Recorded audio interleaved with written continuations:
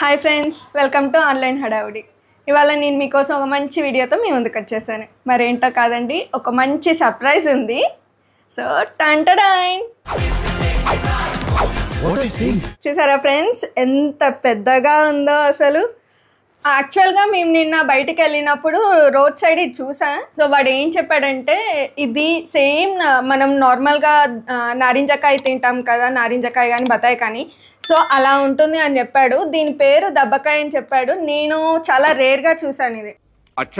ఇది చూడంగానే టెంప్ట్ అయ్యి దీన్ని ఎందుకు ట్రై చేయొద్దు అనేసి తీసుకున్నాను. ఇది ఇప్పుడు నేను ట్రై చేసి అసలు నిజంగా వాడు చెప్పినట్టు ఇది మంచిగా టేస్ట్ ఉంటుందా, ఎలా ఉంటుందా అనేది మీకు రివ్యూ ఇస్తాను. ఇది చాలా టెంప్టింగ్గా ఉంది.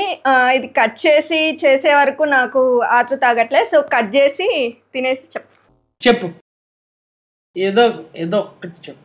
ఇది కోస్తుంటేనే దీని స్మెల్ నోరూరిపోతుంది. అసలు సేమ్ మనకి నార్మల్గా నారింజ కానీ బత్తాయి కానీ తినేటప్పుడు కట్ చేసేటప్పుడు ఎలా స్మెల్ వస్తుందో సేమ్ అదే స్మెల్ వస్తుంది.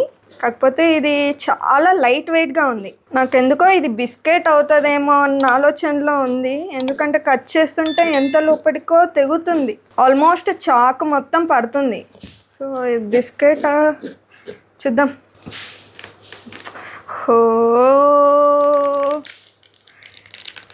అసలు కాయ ఎక్కడుంది చూస్తున్నారా, ఎంత లోపలిగా ఉంది. ఇది చూడండి ఎంత మందం ఉందో,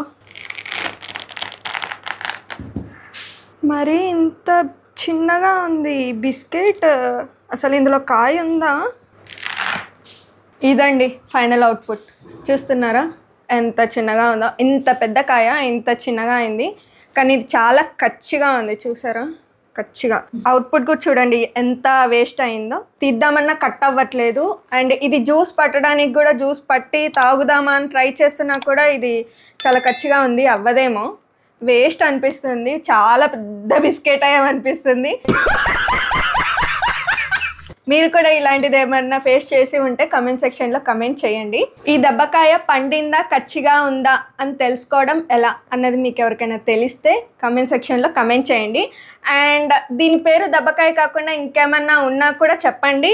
ఎప్పటికైనా ఇలాంటి కాయలో పండు కాయ తీసుకొని దాన్ని టేస్ట్ చేసి అలా ఆ వీడియోతో మీ ముందుకు వచ్చేస్తాను. ఫైనల్గా ఇది ఫ్రెండ్స్, ఈ కాయ చూసి మేము బిస్కెట్ అయ్యాము. అండ్ ఛాలెంజ్ మీతో ఖచ్చితంగా నెక్స్ట్ వీడియోలో ఇలాంటిది పండిన కాయతో మీ ముందుకు వచ్చేస్తాను.